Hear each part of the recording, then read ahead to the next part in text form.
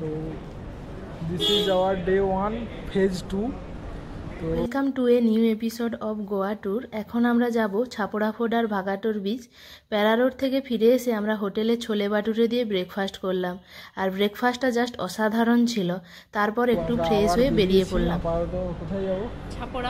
Chhapra fort আর surroundings ভাগাটোর। আমরা ভেবেছিলাম Chhapra fort হয়তো ক্যালানগেট বিচের কাছেই, কিন্তু গুগল ম্যাপে রাস্তা খুঁজে আসতে প্রায় 1.5 ঘন্টারও বেশি সময় লেগে গেল এতটা স্কুটি চালিয়ে আসার জন্য। আর দুপুর প্রায় 1টা বেজে গেছিলো, তো সেই জন্য প্রচণ্ডই রোদ ছিল, তাই বেশ টায়ার্ড হয়ে গেছিলাম।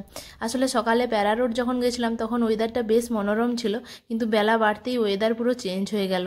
তো চলো আমরা চলে এসেছি ছাপড়া ফোর্ট, দেখা যাক। তো এই যে আমরা ছাপড়া ফোর্ট চলে এসেছি। তো স্কুটি পার্কিং করে আপাতত প্রচুর ক্লান্ত, সেই জন্য मिर्ची पाउडर देवे हरी मिर्ची है, हाँ थोड़ा देना। তো আমরা প্রচুর ক্লান্ত, সেই জন্য আমরুত কালানগড় থেকে এটা অনেকটাই ডিস্টেন্স, তো সেই জন্য প্রায় 14-19 কিলোমিটার। তো সেই কারণে একটু এসে ফোর্টের সামনে অনেক দোকান রয়েছে, সেখানে এসে বসে একটু পেয়ারা চাট খাচ্ছি। আমরুত চাট, পেয়ারা को क्या बोलते हैं? আমরুত।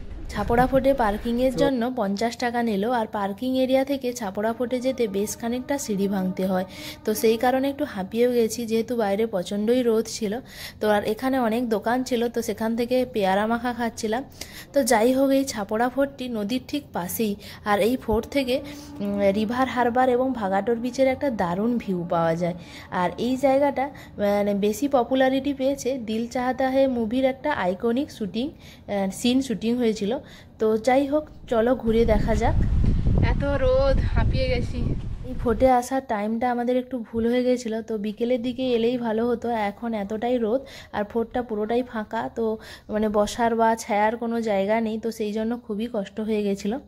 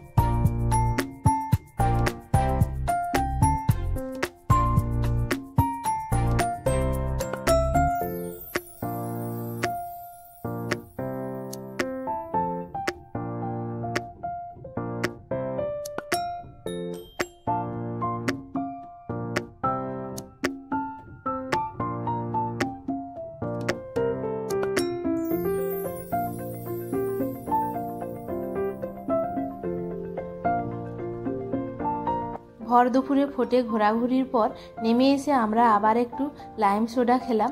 তারপর আমরা গেলাম ভাগাটোর বিচে, কিন্তু এতটাই টায়ার্ড ছিলাম আর ভিডিও তোলা হয়নি। ফেরার পথে রোড সাইডে একটা রেস্টুরেন্টে আমরা লাঞ্চ সারলাম, কারণ তখন প্রায় 2টো বেজে গেছিলো আর রুমে গিয়ে খেতে অনেকটাই দেরি হয়ে যাবে। তো এইখানেই খেয়ে নিলাম। আর আমরা অর্ডার করেছিলাম একটা গোয়ান চিকেন থালি আর একটা ফিশ থালি, আর যেটা দামটা মোটামুটি ছিল, তবে কোয়ালিটি খুব একটা ভালো লাগলো না আমাদের। তো তারপর এতটাই গরম লাগছিল, তো সেই কারণে একটু স্প্রাইটও খেয়ে নিলাম। এরপর আমরা রুমে ফিরে এসেছিলাম।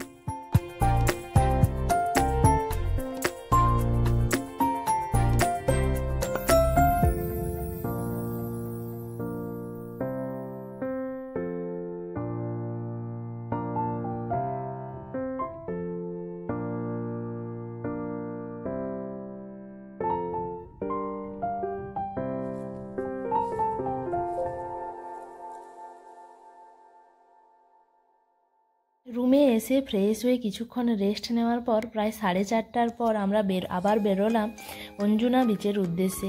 যাওয়ার সময় রাস্তায় এই ফাঁকা পোড়ো চার্চটাকে দেখে কিছুক্ষণ এখানে দাঁড়িয়ে ফটো ভিডিও করলাম।